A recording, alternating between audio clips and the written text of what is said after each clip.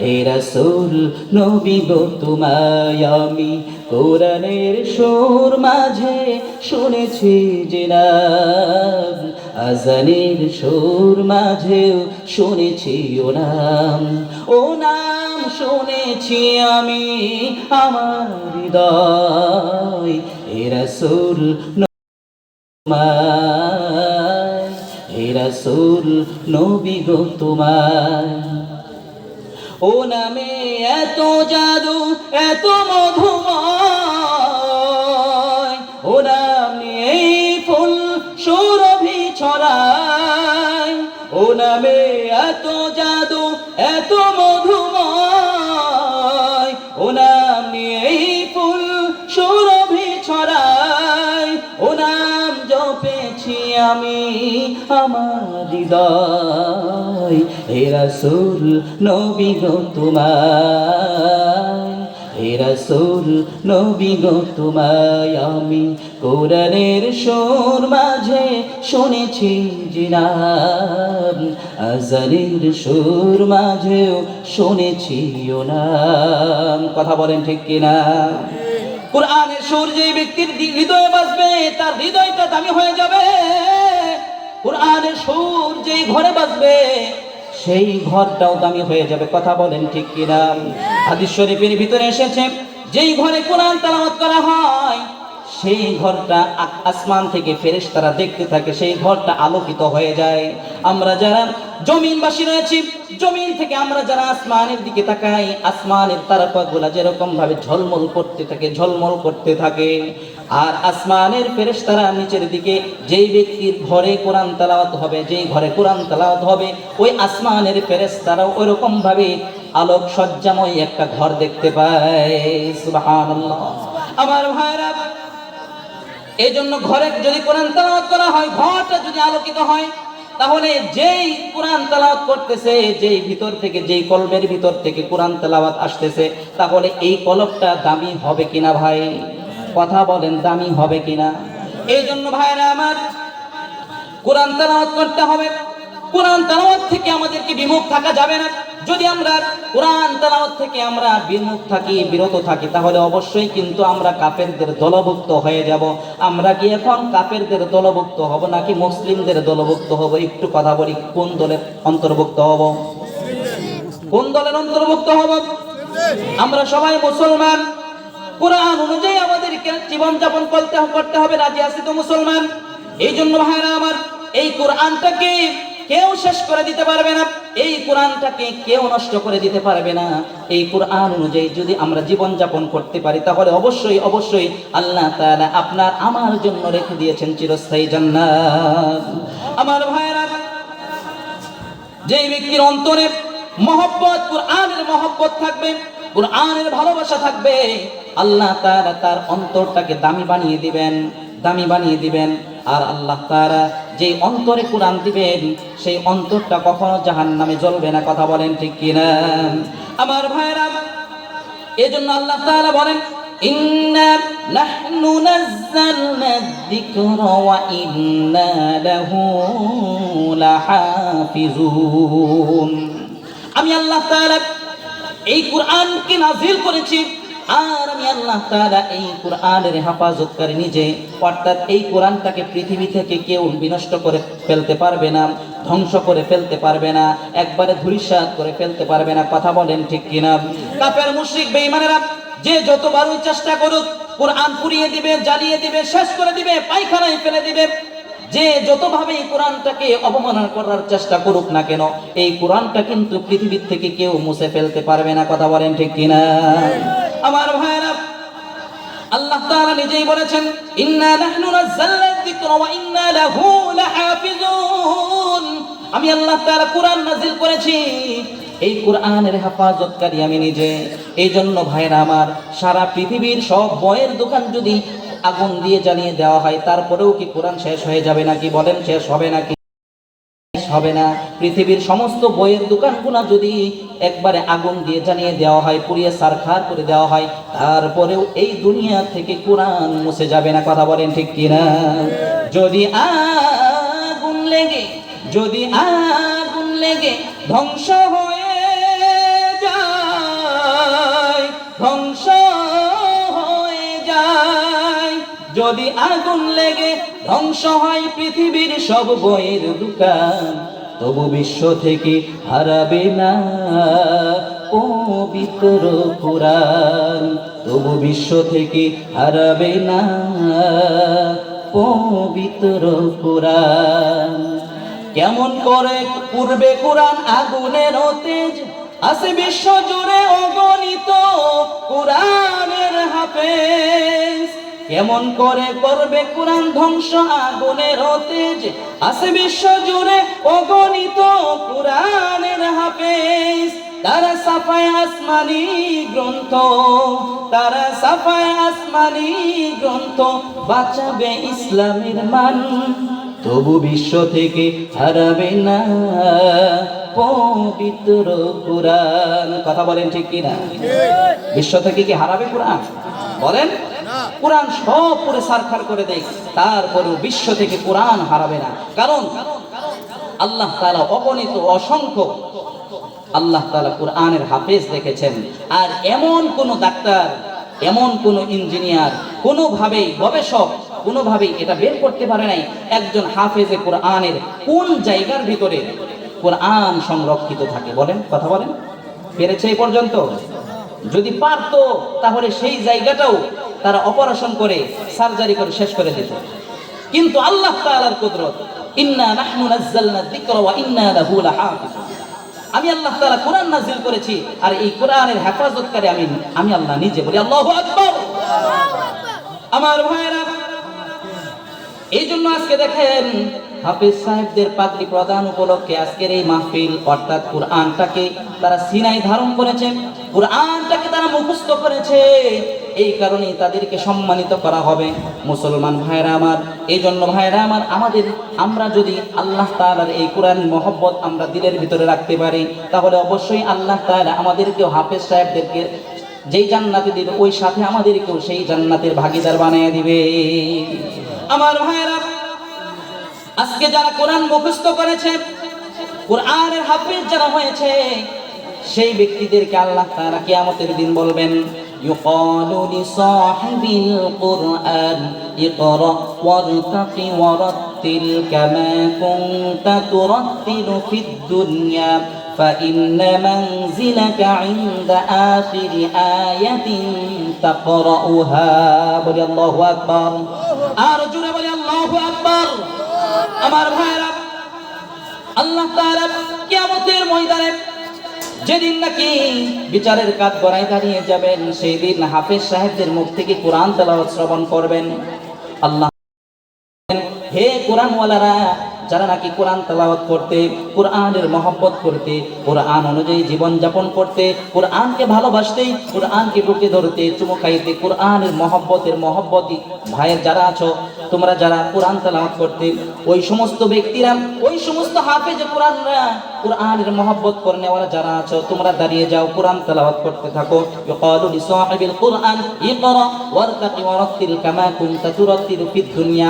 অর্থাৎ তোমরা যেরকম ভাবে কোরআনটাকে দুনিয়ার জমিনে সুন্দরভাবে তেলাওয়াত করতে, দুনিয়াতে তোমরা যারা কোরআন তেলাওয়াত সুন্দরভাবে করতে, আজকে তোমরা দাঁড়িয়ে যাও, কোরআন তেলাওয়াত করতে থাকো, পড়তে থাকো, পড়তে থাকো।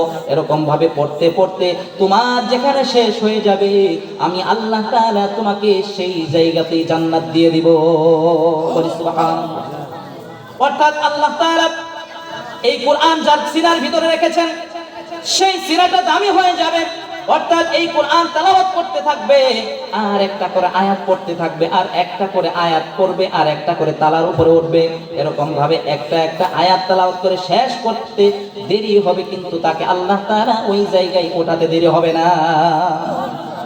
আমার ভাইরা, একজন হাফেজে কোরআন, তার জায়গা হবে ৬৬৬৬ তলার উপর, তার জান্নাত হবে। বলে আল্লাহু আকবার। আমার ভাইরা, যে ব্যক্তি এত সুন্দর একটা জান্নাত পাবে, ৬৬৬৬ তলার উপরে তার জান্নাত হবে, অর্থাৎ যার যেখানে গিয়ে শেষ হবে তেলাওয়াত করা, যেখানে গিয়ে শেষ হবে আল্লাহ তাআলা তাকে ওই জায়গায় জান্নাত দিবে। এই জন্য ভাইয়েরা আমার, কোরআন তেলাওয়াত করার দরকার আছে না নাই? কোরআন মুখস্থ করার দরকার আছে না নাই? কথা বলেন, আছে না নাই? এই জন্য ভাইয়েরা আমার, আল্লাহ তাআলা বলেন ফাকরাউ মা তায়াসসারা মিনাল কুরআন, তোমরা কোরআন তেলাওয়াত করতে থাকো, কোরআন তেলাওয়াত করতে থাকো। তোমাদের যেখান থেকে সুবিধা, যেখান থেকে সহজ হয় সেখান থেকে তোমরা কোরআন তেলাওয়াত করতে থাকো। আর তোমরা কোরআন তেলাওয়াত করতে করতে যদি এরকম ভাবে মারা যাও তাহলে সাথে সাথে আল্লাহ তাআলা তোমাদেরকে জান্নাতে পৌঁছায় দিবে। এজন্য আমরা কোরআন তেলাওয়াত করতে রাজি আছি তো ইনশাআল্লাহ? বলেন রাজি আছি তো? খারাপ লাগতেছে? বলেন খারাপ লাগতেছে? সবাই এই দিকে তাকান, আমার দিকে তাকান, এদিক সেদিক চায়েন না। মনে করেন টিউবওয়েলের মুখ আর বোতলের মুখ যদি এক জায়গায় না হয়, অ্যাডজাস্ট না হয়, তাহলে কি ভরবে? বলেন ভরবে? আপনি ট্যাপ সারে দিছেন আর বোতলটা এদিকে, সারাদিন পড়বে, ট্যাঙ্কির পানি শেষ হয়ে যাবে, কলের পানিও শেষ হয়ে যাবে, কিন্তু বোতল আপনি হাফ লিটারের বোতল ভরাইতে পারবেন না। ঠিক তেমনি আলোচনাও ঠিক তেমনি, অর্থাৎ বক্তার মুখ আর শ্রোতার মুখ এক হতে হবে। কে কোন দিকে দৌড়াদৌড়ি করতেছে এটা আমরা না দেখে অবশ্যই আমরা এদিকে আমরা তাকাই ইনশাআল্লাহ। রাজি আছেন ইনশাআল্লাহ? আর আমি ভলান্টিয়ার ভাইদেরকে বলবো, যারা ভলান্টিয়ারের দায়িত্বে আছেন, আমরা হাঁটাচলা বন্ধ করে দিব, সেই সাথে যারা মেহমান আসতেছেন তাদেরকে বসার ব্যবস্থা করে দিব, পরিবেশটা একটু সুন্দর করে দেয়। আমি আপনাদের এলাকার সন্তান, বসেন স্যার বসেন, আমি আপনাদের এলাকার সন্তান, অর্থাৎ আমার আলোচনা প্রায়ই শুনবেন, কিন্তু আজকে আমি এখানে মাজলিসটা জমায় যেরকম ভাবে মধু খাইতে পারে না, মধু খালি সংরক্ষণ করে আমাদের জন্য রেখে যায়, ঠিক তেমনি আমিও এই মাজলিসটাকে জমায়ে দিচ্ছি। আসলে আলোচনা তো করবেন আমাদের দূরবর্তী যারা মেহমান আছেন, ওনারা আলোচনা করবেন। তো আমি আরো কিছুক্ষণ আলোচনা করবো ইনশাল্লাহ, বক্তা আসার আগ পর্যন্ত কোনো সমস্যা নাই। তো বিষয় ভিত্তিক আলোচনা করি আমি ইনশাল্লাহ, আপনাদের দোয়ায় আমি যেখানে আলোচনা করি বিষয় ভিত্তিক 1-1.5 ঘন্টা আলোচনা করবো, কোনো সমস্যা নেই। কিন্তু যদি বা শ্রোতাদের মনোযোগ না আসে তাহলে আলোচনা আসে না। এই জন্য আমি আপনাদের সকলকে অনুরোধ করব, অবশ্যই একটু সময় আমাকে দিবেন, আপনারা একটু মনোযোগ সহকারে শুনবেন। রাজি আছেন না ইনশাআল্লাহ? মুহতারাম হাজিরিন, মৌমাছি যেরকম ভাবে মধু সংরক্ষণ করে খাইতে পারে না, আজকে আমি আলোচনা ওরকম করতে পারবো না। আসলে আলোচনার ভিতরে এখনো যাইতেই পারি নাই। তা আপনাদের আগ্রহ যদি থাকে তাহলে হয়তো বা ঢুকতে পারি। আপনারা ইনশাআল্লাহ শুনবেন না মনোযোগ সহকারে? আছেন না ইনশাআল্লাহ? নাকি ভাগবেন? থাকবেন না ভাগবেন? দেখি থাকবেন না কারা কারা? মাশাআল্লাহ সবাই থাকবে, সবাই চালাক হয়ে গেছে মাশাআল্লাহ। তো সবাই থাকবে। আল্লাহ তাআলা আমাদের সকলকে থাকার, আমল করার তৌফিক দান করে, সবাই বলেন আমিন। আমার ভাইরা, আল্লাহ রাব্বুল আলামিন যখন কোরআন নাজিল করেছেন, কোরআন নাজিল করার সময় কাফেররা বিরোধিতা করতে শুরু করেছিল। কাফেররা বলেছিল এটা মুহাম্মদের বানানো একটা কবিতা। বলেন না নাউযুবিল্লাহ। আল্লাহ তাআলা তখন চ্যালেঞ্জ করেছিলেন, ওয়া ইন কুনতুম ফি রাইবিম মিম্মা নাযালনা আলা আবদিনা ফাতু বিসূরাতিন মিন মিথলিহি ওয়াদউ শুহাদাআকুম মিন দুনিল্লাহি ইন কুনতুম সাদিকিন। আমার ভাইরা, আল্লাহ তাআলা তখন কাফিরদেরকে চ্যালেঞ্জ করেছিলেন, হে কাফের মুশরিক বেঈমানেরা, তোমরা শোনো, এটা যদি মুহাম্মদের বানানো কবিতা হয়, বানানো যদি কবিতা হয়, বানানো যদি গ্রন্থ হয়, তাহলে তোমরা এরকম ভাবে এই মুহাম্মদের মতো একটা সূরা বানিয়ে নিয়ে আসো, এরকম কুরআনের মতো একটা সূরা বানিয়ে তোমরা নিয়ে আসো। আল্লাহ তাআলা চ্যালেঞ্জ করেছিলেন। মুহতারাম হাজিরিন, আল্লাহ তাআলা ছোট্ট একটা আয়াত নাযিল করেছিলেন, ছোট্ট একটা সূরা নাযিল করলেন, ইন্না আ'তাইনাকাল কাউসার ফাসাল্লি লিরাব্বিকা ওয়ানহার। এই যে আমি 2টা আয়াত নাযিল করলাম, এরকম পরবর্তী আয়াতটা সূরা তো দূরের কথা, তোমরা একটা আয়াত বানিয়ে দেখাও। বলি আল্লাহু আকবার। একটা আয়াতের চ্যালেঞ্জ করেছিল, কিন্তু তারা একটা আয়াত বানাইতে পারে নাই। কবি সাহিত্যিক যারা আছে, আরো বড় বড় কবি যারা আছে, সাহিত্যিক যারা আছে, এদেরকেও আনা হয়েছে, একত্রিত করা হয়েছে, কিন্তু আল্লাহ তাআলার সমকক্ষ একটা আয়াতও বানায় তারা দেখাইতে পারে নাই। বলে আল্লাহু আকবার। আমার ভাইরা, এই জন্য ভাইরা আমার, এই কুরআন এখানে কথা নয়, এই কোরআন কিন্তু চারটেখানি কথা নয়, এই কোরআনকে আমরা মহব্বত করতে রাজি আছি তো ইনশাআল্লাহ? আমার ভাইরা, এই জন্য ভাইরা আমার, এই কোরআন যারা শিক্ষা করবে, এই কোরআন অনুযায়ী যারা আমল করবে, আল্লাহ তাআলা পৃথিবীর ভিতরে সবচেয়ে দামি মানুষ বলে আল্লাহ তাআলা তাদেরকে ঘোষণা করে দিয়েছেন। আমার ভাইরা, আল্লাহ তাআলা হযরতে রাসূল আকরাম সাল্লাল্লাহু আলাইহি ওয়াসাল্লাম হযরতে আবু হুরায়রা রাদিয়াল্লাহু তাআলা আনহুকে বলেন, হে আবু হুরায়রা, হে আবু হুরায়রা, তুমি কোরআনুল কারীম তেলাওয়াত শিক্ষা করো, সেই সাথে অন্যদেরকে শিখাইতে থাকো, শিখো এবং শিখাইতে থাকো। যদি এরকম ভাবে শিখতে শিখাইতে শিখতে শিখাইতে তোমরা এরকম শেষ পর্যন্ত থাকতে পারো, তাহলে অবশ্যই অবশ্যই আল্লাহ তাআলার ফেরেশতারা তোমার কবর জিয়ারতে আসবে। সুবহানাল্লাহ। অর্থাৎ যেমনি ভাবে বাইতুল্লাহ জিয়ারত করার জন্য সারা বিশ্ব থেকে যেরকম ভাবে মানুষ বাইতুল্লাহ জিয়ারতে যায়, ঠিক তেমনি সারা বিশ্ব থেকে বাইতুল্লাহ জিয়ারত করার জন্য যেরকম ভাবে মানুষ যায়, জিয়ারত করে।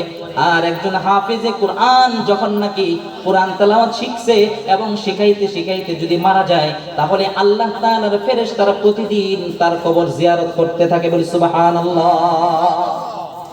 অর্থাৎ আল্লাহ তাআলা মানুষের জিয়ারতের জন্য বাইতুল্লাহ করে দিয়েছেন, আর ফেরেশতাদের জিয়ারতের জন্য হাফিজে কোরআনের কবরটাকে দিয়েছেন। দেখেন ভাইরা আমার, আপনার আমার কবর যদি ফেরেশতারা জিয়ারত করতে থাকে, তাহলে আমি কত বড় ভাগ্যবান মানুষ, কথা বলেন ঠিক কিনা?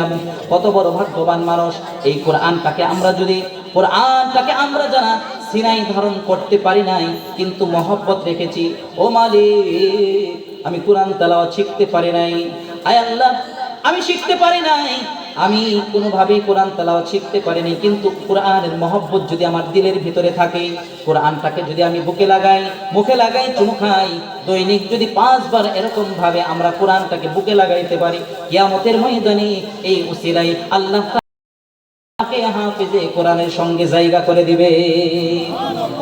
আমার ভাইরা, কোরআনের মহব্বত, কোরআনের ভালোবাসা যদি আমি রাখতে পারি, কোরআন অনুযায়ী যদি আমরা জীবন যাপন করতে পারি, তাহলে অবশ্যই আল্লাহ তাআলা আমাকে এই ভাগীদার বানাবেন। মুহতারাম হাজিরিন, এই জন্য ভাইরা আমার, অবশ্যই এই কোরআনটা কিন্তু আসমান এবং জমিনের মধ্যে এই কোরআনটা কিন্তু সবচেয়ে দামি, কথা বলেন ঠিক কিনা? আল্লাহ তাআলা বলেন, আল্লাহর নবী সাল্লাল্লাহু আলাইহি ওয়াসাল্লাম বলেন, ইন্নাল্লাযী লাইসা ফী জাওফিহি শাইউম মিনাল কুরআনি কাল বাইতিল খারিব। বলি সুবহানাল্লাহ। আমার ভাইরা, এই কোরআন হচ্ছে দুনিয়ার মধ্যে সবচেয়ে দামি জিনিস, এর উপরে আর কোনো জিনিস নাই। হযরতে ইমাম শাফি রাহমাতুল্লাহি আলাইহির জামানার ঘটনা, এক ব্যক্তির এরকম সন্তান হয় না, খুবই দোয়া আল্লাহ তাআলার কাছে দোয়া করতে করতে করতে করতে একটা মেয়ে সন্তান জন্মগ্রহণ করেছে। কিন্তু যখন নাকি মেয়ে সন্তান জন্মগ্রহণ করেছে, সাথে সাথে এমন একটা মান্নত করে ফেলেছে, আমি এই জাহানের সবচেয়ে শ্রেষ্ঠ পুরস্কার আমার জামাতাকে দিব। বলি সুবহানাল্লাহ। অর্থাৎ এই জামানার সবচেয়ে শ্রেষ্ঠ পুরস্কার হিসেবে আমার মেয়ে জামাইকে আমি উপটোকন হিসেবে দিব, এরকম একটা খুশিতে এরকম একটা নিয়ত করে ফেলেছেন। এখন বিবাহের সময় ঘনিয়ে আসছে, সে তো মান্নত করেছিল জামাইকে এরকম ভাবে সুন্দর একটা জিনিস দেবে, অর্থাৎ এর যে দামি কোনো জিনিস হবে না এমন একটা জিনিস তাকে দেবে।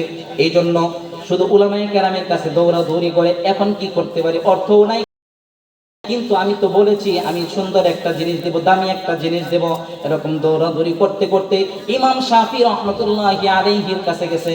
ও ইমাম সাহেব, আমি তো এরকম একটা মান্নত করে ফেলেছিলাম, আমি এখন কি করতে পারি বলেন, আমাকে একটু পরামর্শ দেন। তখন ইমাম শাফি রাহমাতুল্লাহি আলাইহি বলেন যে এই দুনিয়ার ভিতরে সবচেয়ে দামি একটা জিনিস হলো মহাগ্রন্থ আল কোরআন। তুমি এক খণ্ড কোরআন তাকে হাদিয়া হিসেবে পেশ করো। বলি সুবহানাল্লাহ। এই জন্য ভাইরা আমার, কোরআনের চেয়ে দামি কোনো জিনিস দুনিয়াতে আছে নাকি? বলেন আছে নাকি? বলেন আছে?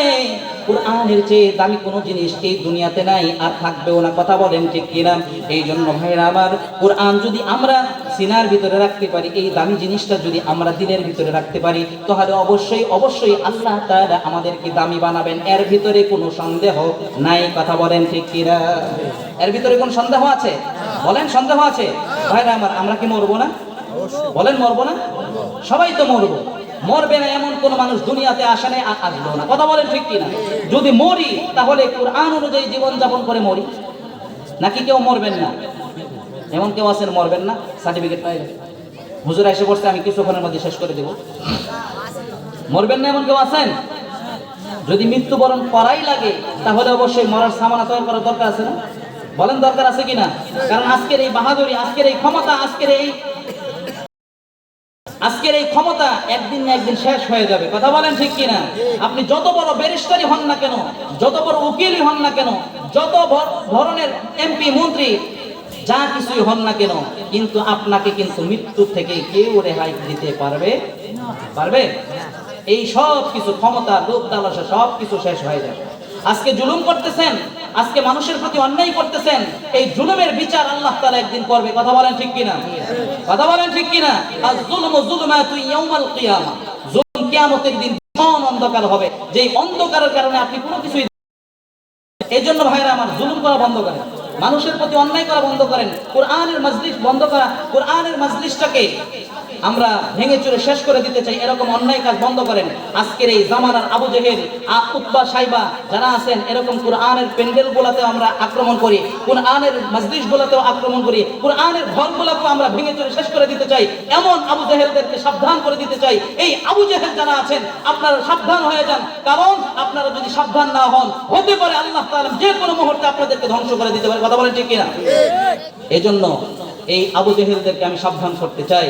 যদি বাঁচতে চান, যদি কিয়ামতের দিন ধরা না খাইতে চান, কোরআনের সাথে সম্পর্ক করেন, কোরআন অনুযায়ী আমরা জীবন যাপন করেন, কোরআন যারা পড়ে তাদেরকে সহযোগিতা করেন। কথা বলেন ঠিক কিনা? কোরআনের প্যান্ডেল ভেঙে দিয়েন না। কথা বলেন ঠিক কিনা? আমরা কি এর সাথে জড়িত থাকবো? বলেন, এরকম উতবা সাইবার সাথে জড়িত থাকবো? আমরা থাকবো না ইনশাআল্লাহ। আমরা কাদের সাথে থাকবো? আমরা কোরআনের পক্ষে কথা বলবো। কথা বলেন ঠিক কিনা? এই জন্য আল্লাহ তাআলা আমাদের সকলকে তৌফিক দান করুন। সবাই বলেন আল্লাহুম্মা আমিন। ভাইরা আমার, এই জন্য কোরআন অনুযায়ী জীবন যাপন করবো। রাজি আছি তো ইনশাআল্লাহ? মরতে যেহেতু হবেই, মরবে না এমন কোনো মানুষ দুনিয়াতে আসে নাই আর আসবেও না। এই জন্য মৃত্যুবরণ যদি করতেই হয় তাহলে অবশ্যই কোরআন নিয়ে মৃত্যুবরণ করবো। রাজি আছি না? 6 দিন পরে নখ খসে যাবে, 9 দিন পরে চুল, কবর গাহির সামান নিতে কইরো না কেউ ভুল। কবর জায়গা ভালো নয়, কবর জায়গা ভালো নয়, কবর জায়গা ভালো নয়। আমল দিয়ে কবর গৃহ সাজিয়ে নিতে হয়, কবর জায়গা ভালো নয়। আমল দিয়ে কবর গৃহ সাজিয়ে নিতে হয়। 17 দিনে পেট ফেটে শেষ পুকার খাদ্য হবে, 60 দিন পর বুঝ থাকবে না, কঙ্কাল পরে রবে। কথা বলেন ঠিক কিনা? 17 দিনে পেট ফেটে শেষ পুকার খাদ্য হবে, 60 দিন পর বুঝ থাকবে না, কঙ্কাল পরে রবে। 90 দিন হাড়গুলি সব, 90 দিন হাড়গুলি সব আলাদা হয়ে রয়। কবর জায়গা ভালো নয়, কবর জায়গা ভালো নয়, কবর জায়গা ভালো নয়। আমল দিয়ে কবর গৃহ সাজিয়ে নিতে হয়, কবর জায়গা ভালো নয়। কোরআন দিয়ে কবর গৃহ সাজিয়ে নিতে হয়। দেহের যে অহং বড়, লোভ লালসার পাহাড়, হিংসায় চলে বিবেক হলো নফসের কালো আহার। হামান কারণ সবারই এই, হামান কারণ সবারই এই, পরিণতি পরিচয়। কবর জায়গা ভালো নয়, কবর জায়গা ভালো নয়, কবর জায়গা ভালো নয়। আমল দিয়ে কবর গৃহ সাজিয়ে নিতে হয়, কবর জায়গা ভালো নয়। আমল দিয়ে কবর গৃহ সাজিয়ে নিতে হয়। কথা বলেন ঠিক কিনা? কি দিয়ে সাজাতে হবে কবরটাকে? কি দিয়ে সাজাতে হবে? আমল দিয়ে, কোরআন দিয়ে, ঈমান দিয়ে। রাজি আছি তো ইনশাআল্লাহ? যার টাকা আছে সে সুন্দর করে বাড়ি গাড়ি করে, সুন্দরভাবে টাইলস দিয়ে মোজাইক করে, এরকম ভাবে বাথরুম করে, কিন্তু কবরের ভিতরে এরকম কিন্তু টাকা পয়সা চলবে না। কি চলবে? ঈমান আর আমল, কোরআন। কথা বলেন ঠিক কিনা? এজন্য আমরা কোরআন দিয়ে কবরটাকে সাজাতে রাজি আছি তো ইনশাআল্লাহ? রাজি আছি না ইনশাআল্লাহ? কে কে কোরআন দিয়ে জীবনটাকে করব, কবরটাকে সাজাবো? একটু হাত তুলে দেখাই। নারায়ে তাকবীর, নারায়ে তাকবীর। আল কোরআনের আলো, আল হাদিসের আলো।